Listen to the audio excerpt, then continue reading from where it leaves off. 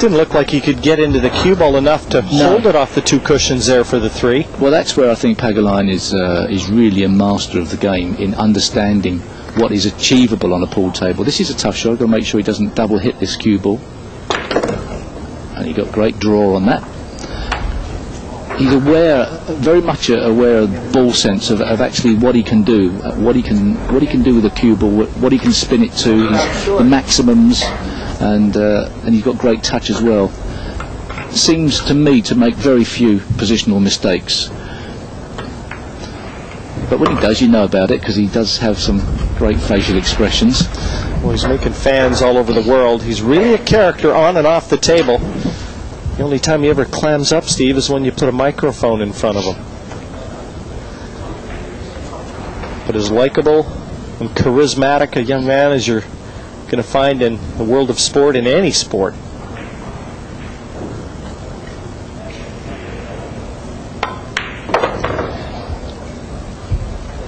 Plenty of determination, and he can handle the pressure, that's for sure.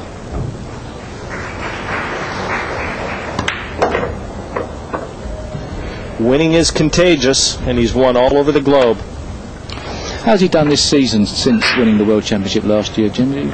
Well, he just won an international event in Canada just prior to coming over back to the Philippines to start his preparation for this event. He's been spending more time in front of the computer, as you said, Steve, playing poker than pool as of late, but that doesn't mean he isn't ready for this one. 3-1.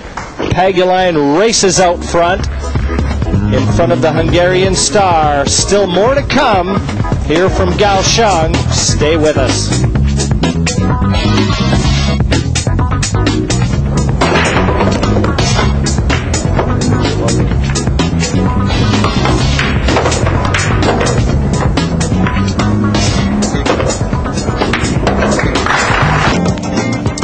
Welcome back. The delights of the night markets here in Kaohsiung, where the delicacies of the local produce are a real treat. The night markets are open all the way through the night, right through to 5 in the morning, and these are the beautiful things to eat here. Lovely, delicious samples of food, and you can see them.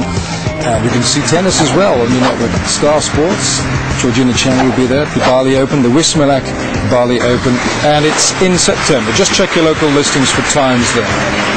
Little table update for you on table 4. The American and Stolker from Germany. The American duel is 9-all. It's all on the final frame.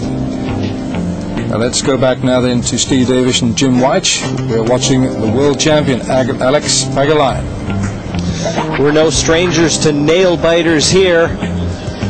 At the main stage, we saw a 10-9 match between Rodney Morris and Raj Hundal to kick things off here in the last 32, and another one taking place on the outside tables.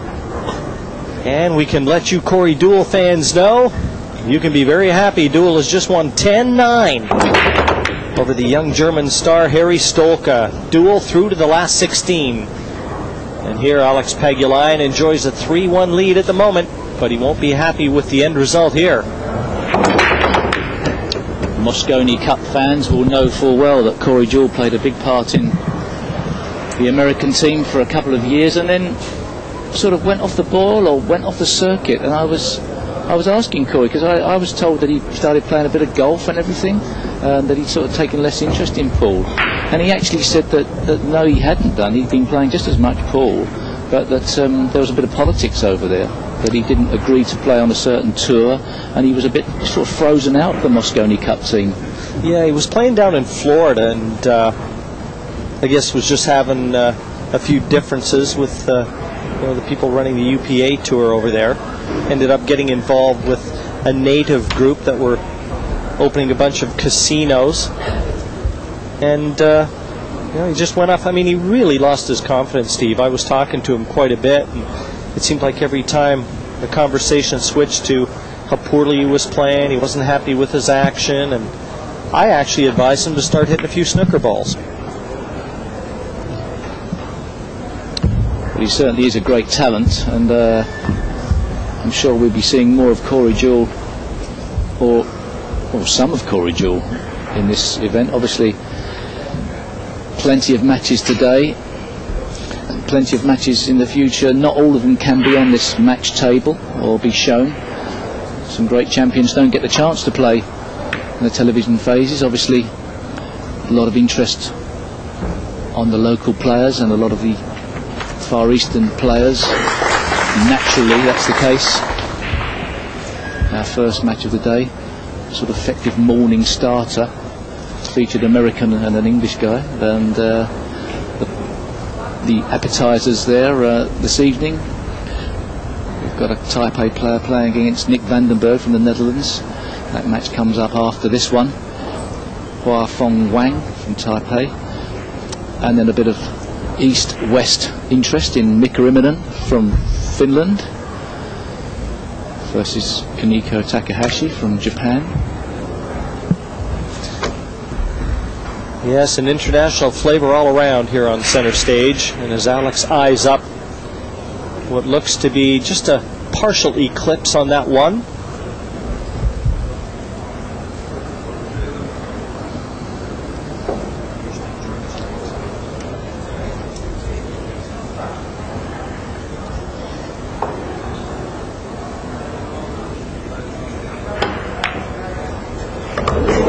What a shot!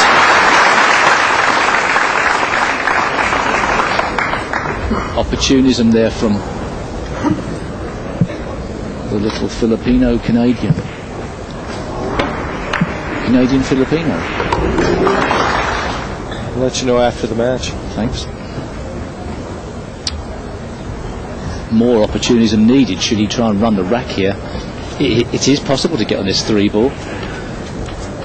And this is where you really got to know your stuff around a pool table. Is he going to cut this in to the right hand corner, send the cue ball round off 3 cushions?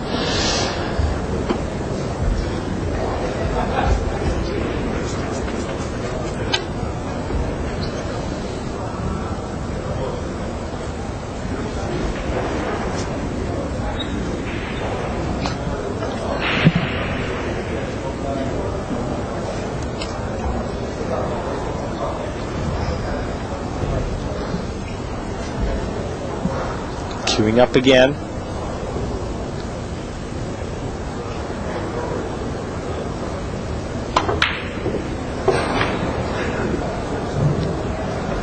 That was never going to be easy. He got the cue ball where he needed to attack the 3. And now the line that Foldez is going to be looking. I think this is an opportunity.